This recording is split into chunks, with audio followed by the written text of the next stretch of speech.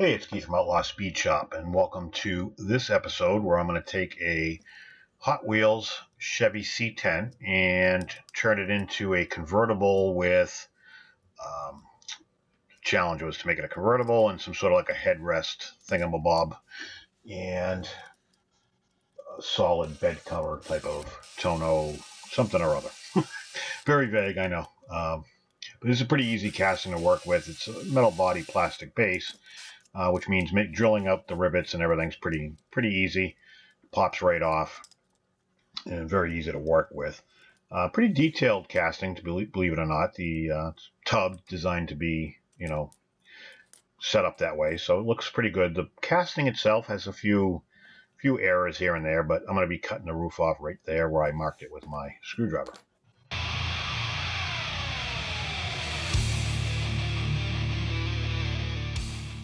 So step one obviously is to make it a convertible. No time like the present, just dive right in. I'm just pretty much cutting off the B-pillars, and I'm going to cut it off right around the windshield area at the top. I probably left it a little bit wider than I needed to, but I'd rather cut a little less than I need and be able to grind and file down than to not cut, or to cut too much and kind of screw myself.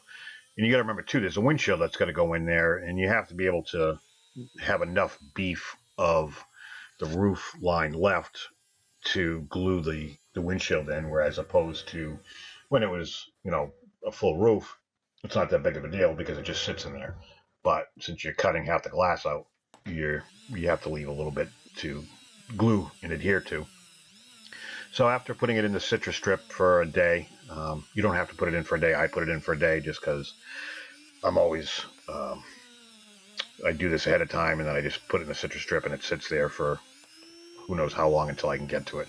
I end up using a wire wheel to kind of clean off all the residue and get in some of the areas that you can't really get to well with a brush when you're trying to get all the citrus strip gunk off.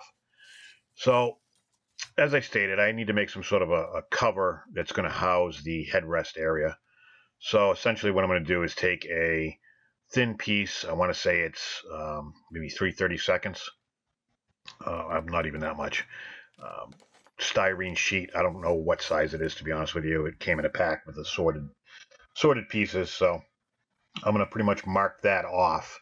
And yes, that is a ruler. I do use them on occasion. But as I've stated before, I have to use them all day at work when I'm designing and engineering crap, so I try to not use them when I go home. I'm just tired of looking at that kind of stuff. I usually use them just like this as a straight edge, but at times you do have to measure stuff, so especially if it's somewhat critical. So with styrene, you just pretty much score it, and then times like this, obviously I'm using a little bit in on the styrene sheet, just because it was easier to mark off, to try to break it off that way. You can see I cut all the way to the edge. Just makes it easier to break off, and I have a little piece I can use for something else.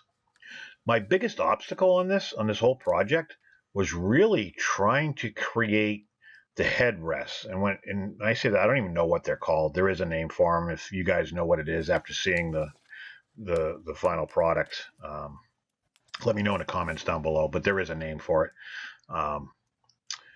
But trying to create that headrest that slopes back, they were popular on like the Thunderbirds. The old Thunderbirds had them on the hardtop convertibles with the retracting roofs and all that kind of crap. So there is a name, but trying to create that was a pain in the neck. This sat for a while because I almost threw it up against the wall. I tried a bunch of different things to make it work, and I ended up having to go with it's a two-part epoxy. All the Jakarta guys and Indonesian people, they use this stuff and to make the fender wells wide, and they do amazing work. And after working with it really on this project, kudos to them. So there you can kind of see I was using like a pen cap I was going to try to use to make it. I end up cutting a piece of styrene tubing in half, and then I formed it with the putty. And you can't really see it right now because it's primered, because I had to form it, sand it, grind it, form it again, sand it, prime it again. So I'm pretty close at this point. So now I'm using an automotive glazing putty to get the sanding scratches out. So anybody that uses this stuff and does a lot of forming with putty and epoxy, excuse me, kudos to you, because it is nerve-wracking and a pain in the neck. Really, not my strong suit. I suppose if I used it all the time, maybe, but I don't do like wide body exotic cars and all that kind of stuff. That's just not my thing, and I can see why. Because if I had to do work with this stuff all the time, wow.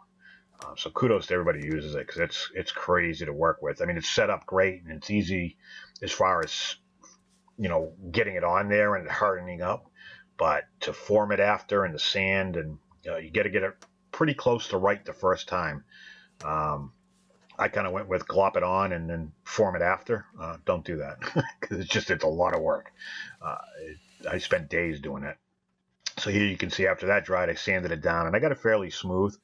So obviously I prime it again, give it one more once over to make sure I get all the scratches out. And then I'm going to go Garnet Red Metallic from Splash Paints, which is my go-to. It's a base coat clear coat, so that's why that looked flat. And then after 4 coats of clear, that's what it ended up looking like. And overall, I really like the way this came out. For the frustration that I went through to form those, I'm just going to continue to call them headrests and be wrong. In the end, I'm glad I stuck with it. But wow, what a lot of work. I probably put more time and effort into this than I have in any casting I've done in maybe a year. If you like the content, make sure you like this video and don't forget to subscribe and ring the bell to get notified of all future videos. Not sure if you guys are aware, but I do have an Outlaw Custom Club YouTube membership with special benefits. Some members-only content like website discounts to customs that I have for sale, behind-the-scenes videos, progress pictures and content, so on and so forth. Make sure you check it out. So flashback to what I started with. Again, I kept the same color, but I went with a darker shade. I just thought it looked a lot better and it fit the casting better. Overall, I think Hot Wheels did a really great job on these. This is one of my favorite body style pickup trucks. It was probably a no-brainer for me. We could have picked any casting to work with, any truck. But I had this out. I've had it out on my bench for a while because I've been wanting to do something with it. So this was a perfect opportunity. And I really have never done a convertible. And this is the end result. Overall, I really kind of dig it. I'm real happy with the way it came out. And I'm real happy with the amount, considering the amount of effort and time I put into this. Could it be a little bit better? Could I have done some fancy, I was going to go with like an 80s retro, pastels and all kinds of crazy crap. And I just, what? Sometimes simplicity makes things a little bit better. And I just felt by making it a monocolor, it really accentuated what I did to it. And I'm happy I went that route. So, the 4 coats of clear really makes it pop too. So if you like what you see, make sure you let me know down below. Even if you hate what you see, make sure you let me down. And I will catch you on the next one.